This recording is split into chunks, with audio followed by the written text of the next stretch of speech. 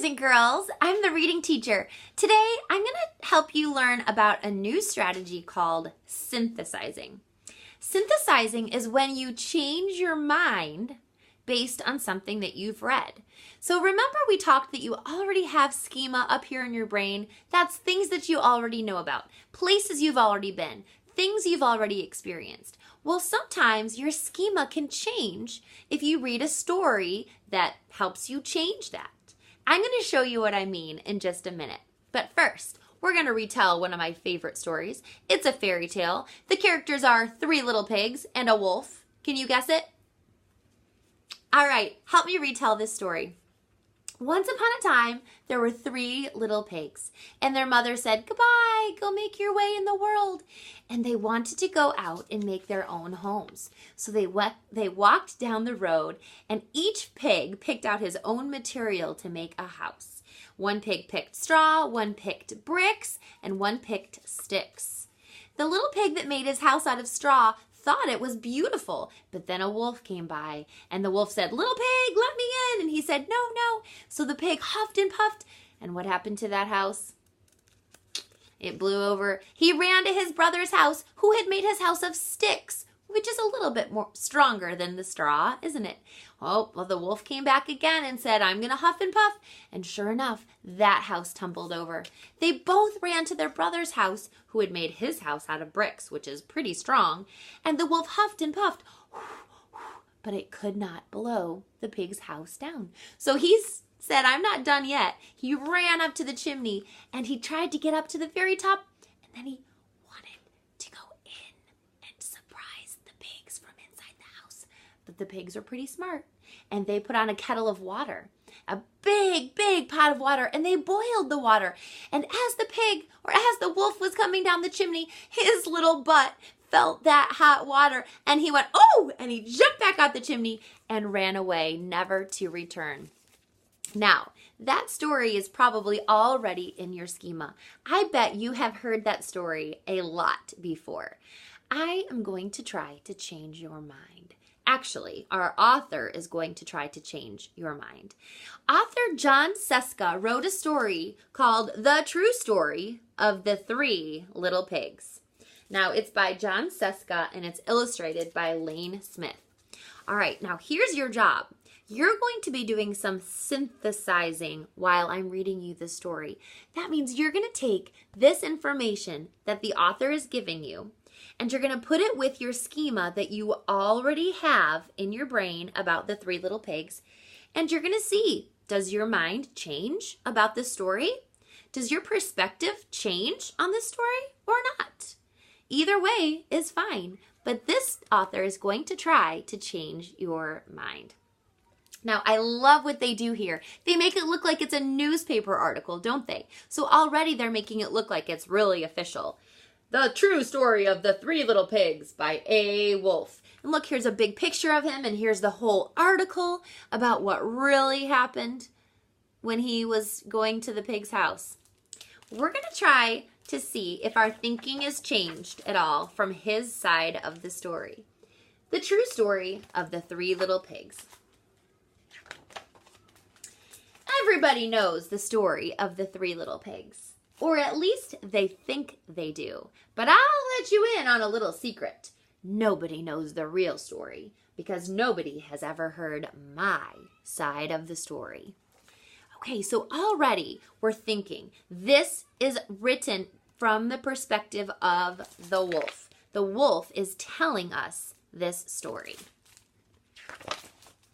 I am the wolf. Alexander T. Wolf. You can call me Al. I don't know how this whole big bad wolf thing got started, but it's all wrong.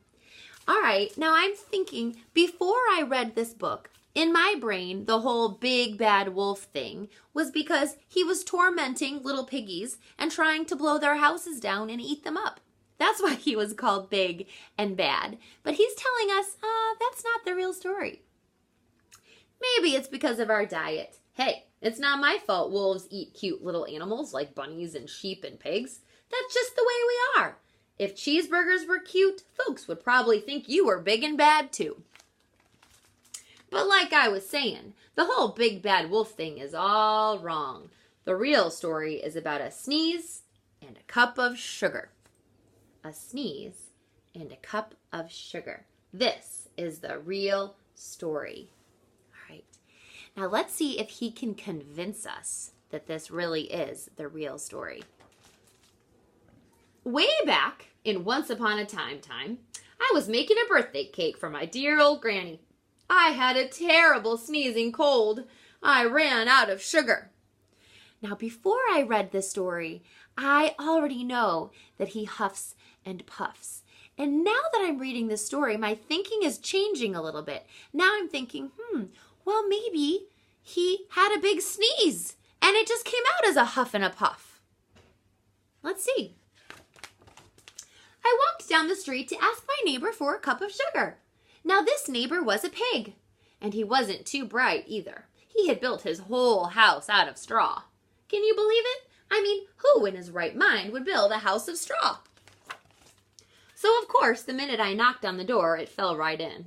I didn't want to just walk into someone else's house, so I called, little pig, are you in? No answer. I was just about to go home with the cup of sugar for my dear old granny's birthday cake. That's when my nose started to itch. I felt a sneeze coming on. Well, I huffed, and I snuffed, and I sneezed a great sneeze. And you know what? That whole darn straw house fell down, and right in the middle of the pile of straw was the first little pig, dead as a doornail. He had been home the whole time. It seemed like a shame to leave a perfectly good ham dinner lying there in the straw, so I ate it up. Think of it as a big cheeseburger just lying there. Okay, so now he's finished telling us the story about the straw house and how that happened. Let's think. Let's start synthesizing. Before I read this story, I thought that this wolf was big and bad and just wanted to eat up those pigs, so he tried to blow their houses down to eat them. But he's saying, no, that's not the way it happened. I had a big sneeze and I knocked on the door and it fell over, and then all of a sudden when I sneezed, everything just whoosh, flew away. And then the pig was just there lying dead on the floor. Do you think that that's true? Are you believing him? I was feeling a little better, but I still didn't have my cup of sugar, so I went to the next neighbor's house. This neighbor was the first little pig's brother. He was a little smarter, but not much. He had built his house of sticks. I rang the doorbell on the stick house. Nobody answered. I called, Mr. Pig, are you in? He yelled back, go away, wolf. You can't come in. I'm shaving the hairs on my chinny chin. I had just grabbed the doorknob when I felt another sneeze coming on. I huffed and I snuffed and I tried to cover my mouth, but I sneezed a great sneeze. And you're not going to believe it, but this guy's house fell down just like his brother's. When the dust cleared, there was the second little pig, dead as a doornail. Wolf's honor. That means I promise. Now, you know food will spoil if you just leave it out in the open, so I did the only thing there was to do. I had dinner again. Think of it as a second helping. I was getting awfully full, but my cold was feeling a little better, and I still didn't have that cup of sugar for my dear old granny's birthday cake. So I went to the next house. This guy was the first and second little pig's brother. He must have been the brains of the family. He had built his house of bricks.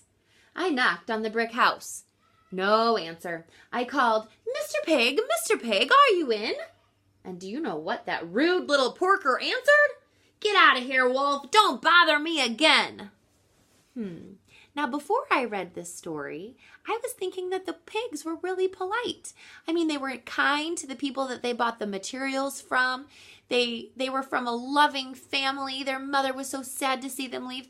I don't really believe that they would be this rude. Do you? Talk about impolite. He probably had a whole sack full of sugar, and he wouldn't give me even one little cup for my dear sweet old granny's birthday cake. What a pig. I was just about to go home and maybe make a nice birthday card instead of a cake when I felt my cold coming on. I huffed and I snuffed, and I sneezed once again. Then the third little pig yelled, and your old granny can sit on a pin. Oh, that's not a very nice thing to say, is it? Now, I'm thinking back to what my schema is in the first story, and he doesn't blow the house down that's made out of bricks, does he, in the first story? He goes up to the chimney and tries to get in that way. And I'm kind of thinking that he's not done with this pig. This pig has just offended him by saying something about his granny. So I'm kind of thinking this wolf is going to get mad and do something. Now, I'm usually a pretty calm fellow, but when somebody talks about my granny like that, I go a little crazy. When the cops drove up, of course I was trying to break down this pig's door. And the whole time, I was huffing and puffing and sneezing and making a real scene. The rest, as they say, is history. The news reporters found out about the 2 pigs I had for dinner. They figured a sick guy going to borrow a cup of sugar didn't sound very exciting, so they jazzed up the story with all that huff and puff and blow down your house, and they made me the big bad wolf. That's it. That's the real story. I was framed. But maybe you could loan me a cup of sugar. So now look, he's in jail and he still wants the cup of sugar. All right, now let's do some synthesizing. Before we read the story, you in your schema knew what you thought was the true story of the 3 little pigs. But after this book, has your thinking changed? Did this book change your mind? Do you think that this wolf was really a good wolf, just needing a cup of sugar, and all the things that happened were just accidents? All right, isn't it fun to see how your thinking can change when you read a story? That is called synthesizing. Boys and girls, I hope you have a great day, and I will see you later.